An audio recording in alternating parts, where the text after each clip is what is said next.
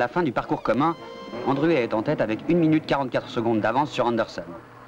La véritable compétition se fait jour entre les pilotes français eux-mêmes. On leur a demandé de gagner, ils feront mieux encore en improvisant une véritable course dans la course.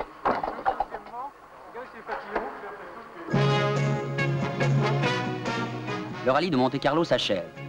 Premier, Andruet Biche. Deuxième, Anderson Todd. Troisième, Nicolas Vial. 6 Alpine Renault dans les 10 premières places. 20 points au classement. Près de 4000 km de route, de pistes, dont 1200 km d'épreuves spéciales. On considère à juste titre que le vainqueur au Maroc est un champion du monde en puissance.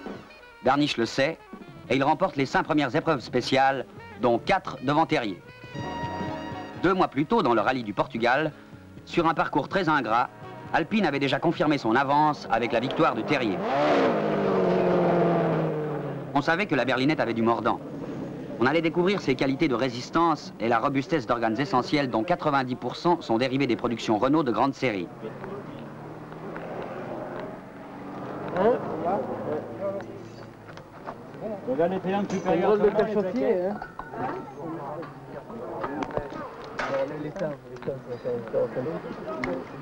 Dans cet enfer du Sud, la suspension, les freins, la boîte de vitesse, l'embrayage, le circuit de refroidissement, la direction des Renault 12 ou 16 qui équipaient les Alpines ont tenu. Et ce n'est pas le moindre aspect de cette éclatante victoire.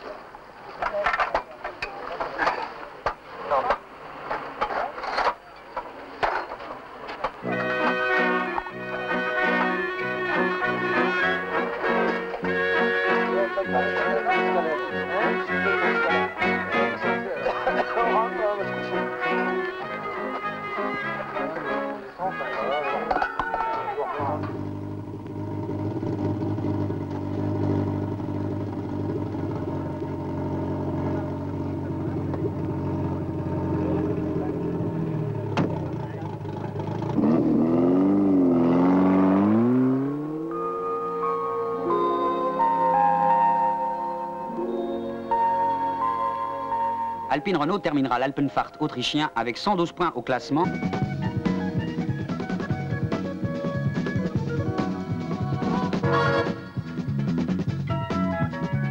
Le Tour de Corse allait prendre fin après 10 rallyes internationaux, 346 épreuves chronométrées et 29 621 km de course sur le triomphe des Alpines Renault. Nicolas Mahé se classait premier, Pio de Alexandris second, Terrier Calvart troisième.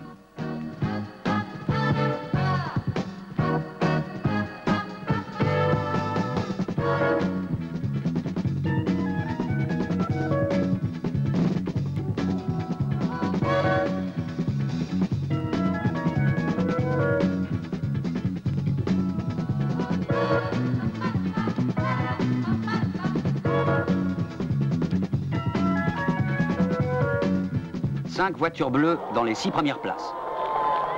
Le championnat du monde des rallyes 1973 n'est déjà plus qu'un souvenir.